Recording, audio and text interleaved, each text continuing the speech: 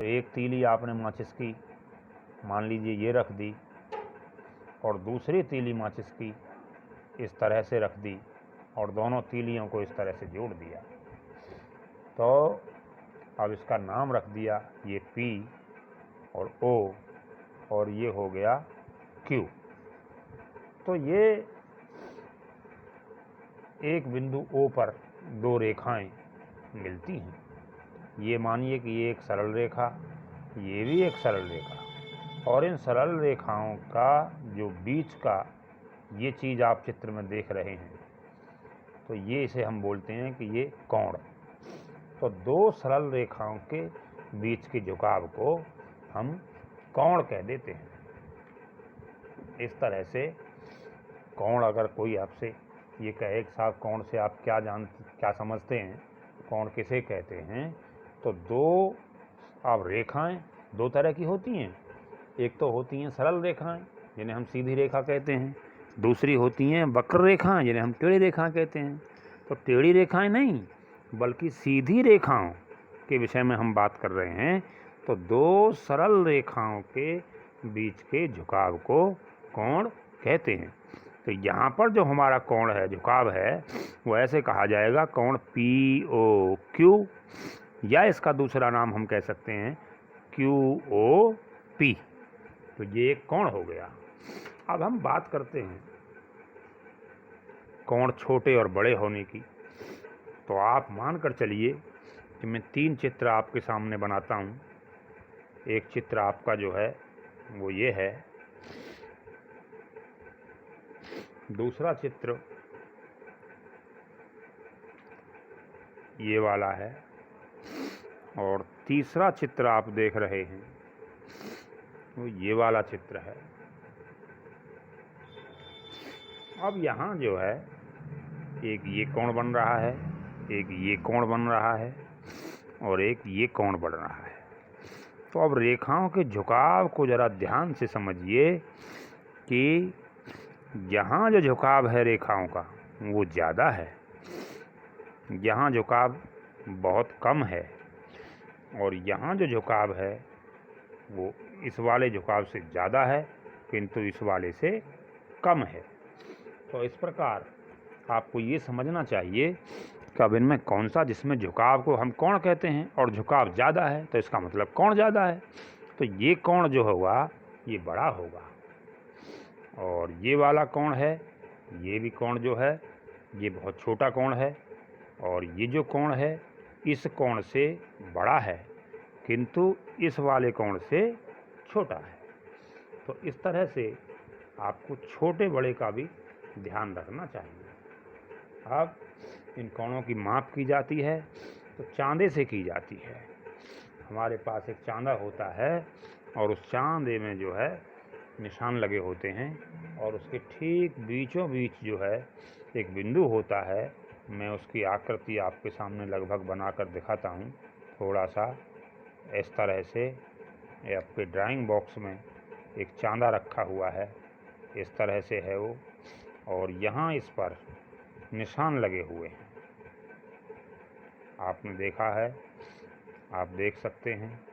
तो जब किसी कोण पर रखते हैं तो हम ठीक बीच वाली इस रेखा बिंदु को और इस रेखा को, जो चांदे के अंदर हमारी रेखा है, उसे ढक देते हैं इस तरह से, और रख कर के इस पर जो यहाँ नाप लिखी होती हैं और कोण की माप कर लेते हैं।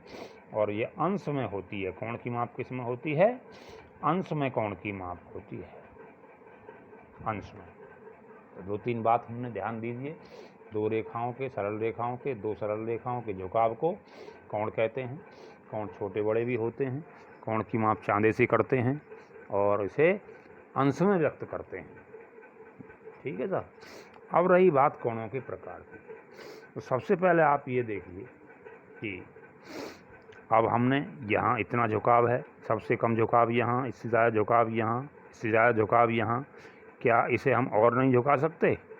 इस रेखा को जैसे हम ऐसे लाते, ऐसे लाएंगे तो ज़्यादा झुकाव हो गया, ऐसे लाएंगे तो झुकाव बड़ा हो गया। और इसको मान लीजिए हम ऐसे करके ले आएँ उस रेखा को, जो हमारी ये वाली रेखा है, हमने ये यहाँ ला करके जोड़ दी। तो ये हो गया एक तरह से अब झुकाव इस वाली रेखा का और इस वाली रेखा का, तो ये झुकाव हुआ। और ये कोण कितना कहलाता है, इसे 180 अंश का कोण कहलाता है ये। और इसका नाम क्या है, इसका नाम है भैया ऋजु कोण। क्या नाम है इसका, इसे क्या कहेंगे, ऋजु कोण।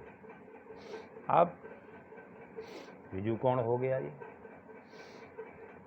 और एक होता है संपूर्ण कोण। अब तक हमने क्या किया, अब तक हमने ये वाली रेखा जो थी हमारी, ये वाली रेखा तो हमारी आधार हो गई एक तरह से। इस वाली को हमने ऐसे जोड़ा था, पहले ऐसे जोड़ा था, ऐसे जोड़ा था, फिर ऐसे जोड़ा था, अब ऐसे करके जोड़ दिया तो झुकाव इतना हो गया। अब इसे क्या और झुकाव बढ़ाएंगे, तो यहाँ करके जोड़ दें मान लीजिए इसको, तो और ज़्यादा झुकाव हो जाएगा। इसको हमने घुमाते घुमाते पूरा यहीं पर ले आए और एक ही तीली के ऊपर दूसरी तीली आ गई। यानी एक तीली जो थी ये वाली थी और एक तीली को हमने दूसरे वाली को ऐसे करके घुमाते घुमाते बिल्कुल इसी के ऊपर ले आए। तो इस प्रकार से जो कोण बना, ये 180 अंश था पहले आधा, तो 180 नीचे का हो गया। इस तरह से इस कोण की माप कितनी हो जाएगी, ये 180 अंश को ऐसे व्यक्त करते हैं, और ये हो गया 360 अंश। तो इस प्रकार से 360 अंश का और इस 360 से ज़्यादा भी झुकाव हो सकता है, राउंड और भी आ सकते हैं। इसका नाम हम क्या कहेंगे, संपूर्ण कोण। तो दो प्रकार के कोण आपने पढ़े, यानी 180 अंश के कोण को हम क्या कहते हैं, ऋजु कोण, और 360 अंश के कोण को हम क्या कहेंगे, संपूर्ण कोण।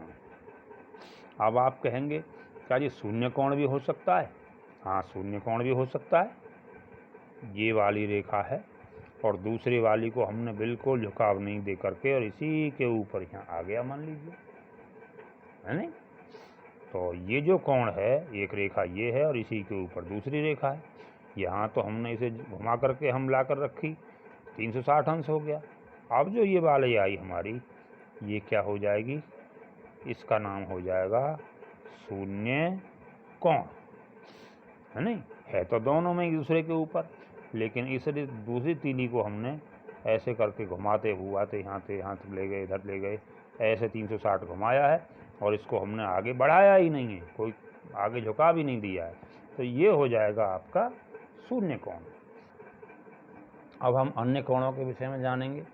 तो अब मैं एक कोण आपके सामने बना रहा हूँ कि एक रेखा तो है हमारी ये पड़ी और दूसरी रेखा है इस पर खड़ी। तो एक पड़ी रेखा और एक खड़ी रेखा। अब आप ध्यान दीजिए कि पहले वाले चित्र में जब 180 का बनाया था तो हमने ये पूरा 180 था, और अब इसको देखिए ये तीली खड़ी है बीच में। तो ये जो कोण होगा ये 90 अंश का कोण होगा और इसे हम कहेंगे, इसको नाम देंगे समकोण। तो एक बात ये ध्यान में आती है कि 180 अंश के कोण को समकोण नहीं, 180 अंश का तो 180 अंश वाला तो ऋजु कोण था, 90 अंश के कोण को समकोण कहते हैं। अब आइए साहब, अब ये कोण है आपका और ये कोण जो है 90 से छोटा है नहीं। तो 90 से छोटा कोण हुआ और शून्य कोण से बड़ा हुआ, तो इसको क्या कहेंगे आप, न्यून कोण। तो क्या कहेंगे, शून्य से बड़े और 90 अंश से छोटे कोण को न्यून कोण कहते हैं। यानी कि न्यून कोण बड़ा का निशान ये हो गया, बड़ा होता है शून्य अंश से, है नहीं, और ये वाला जो कोण है छोटा होता है किससे, 90 अंश से। तो इस प्रकार से शून्य अंश से बड़ा और 90 अंश से छोटा कोण क्या कहलाता है, न्यून कोण कहलाता है। अब आपसे कहा जाए कि 60 अंश का कोण कैसा कोण है, तो न्यून कोण है। 45 अंश कोण कैसा है? न्यून कोण है नहीं? 65 अंश का कोण कैसा है? न्यून कोण है। इवन 89 अंश का कोण भी न्यून कोण है और 1 अंश का कोण भी न्यून कोण है। अब आप पढ़ेंगे साहब, एक हो गया, इससे छोटा हो गया। अब इससे बड़े कोण की बात करें मान लीजिए, तो इससे बड़े कोण की जब हम बात करेंगे तो ये हो जाएगा आपका ये वाला कोण हो गया, इससे भी बड़ा है नहीं? जब ये कोण इससे बड़ा है तो अब 90 से तो बड़ा और 180 अंश वाले से 180 अंश वाले कोण से छोटा और 90 से बड़ा। इसको हम बोलते हैं, इसका नाम हो गया अधिक कोण। तो अधिक कोण की क्या बात आपने देखी कि ये बड़ा होता है किससे? 90 अंश से, और ये छोटा होता है किससे? 180 अंश से। तो अधिक कोण हो गया। अब एक होता है बृहत कोण। बृहत कोण कौन सा होता है? जैसे मान लीजिए ये एक रेखा हो गई और दूसरी रेखा हमारी ये हो गई, तो इस प्रकार से इसका झुकाव ये हो गया। तो यहाँ 180 का होता तो 180 अंश से बड़ा और 308 अंश से छोटा। तो इस कोण का नाम हो गया क्या? बृहत कोण। तो बृहत कोण की क्या विशेषता रही, क्या खूबी रही? तो ये बड़ा होता है जी किससे? 180 अंश से। और छोटा किससे होता है? छोटा होता है 360 अंश से। तो इस प्रकार से इनकी परिभाषाएं अपनी कॉपी में आप लिखेंगे। कौन से की? समकोण की, न्यून कोण की, संपूर्ण कोण की, ऋजु कोण की, अधिक कोण की। आपकी किताब में इस तरह के चित्र भी दिए होंगे, उन चित्रों को ज़रा ध्यान से देखें और उनके बारे में क्या लिखा है उनको ज़रा पढ़ें। और आपसे इतनी बात ज़रूर मैं भी पूछना चाहूँगा कि जैसे मान लीजिए 210 अंश का कोण है, 10 अंश का कोण है, 300 अंश का कोण है, इस प्रकार के कोणों को पहचानो कि वो किस कैटेगरी में आएगा। वो समकोण है या न्यून कोण है या अधिक कोण है या बृहत कोण है या ऋजु कोण है, ये जानना आपके लिए ज़रूरी है। आज इतना ही चीज़ करेंगे और इसे पूरे ध्यान से पढ़ेंगे।